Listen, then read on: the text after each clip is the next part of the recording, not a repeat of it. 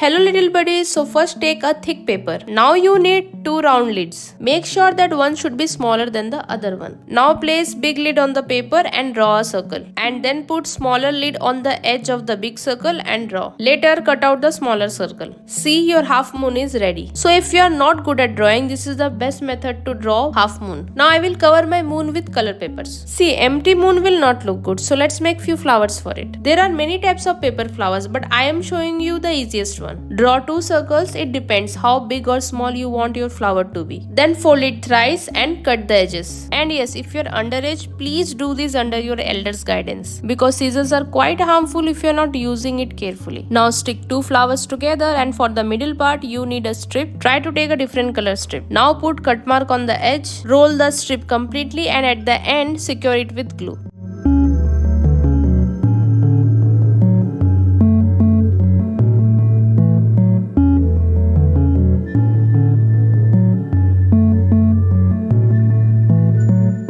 Using same method, I have made 3 flowers. By watching thumbnail, you already knew what I am making, right? So dream catchers are not merely showpiece or any decor. People believe that it filter out bad dream and negative energy, allowing only good dreams to pass through. But at the end of the day, it's people believe. We don't know how much true or false it is. But anyway, it can't filter out bad dreams. At least it can make our home look beautiful. So here I have drawn some chimes on the paper. So it depends how many chimes or thread you want. Draw accordingly.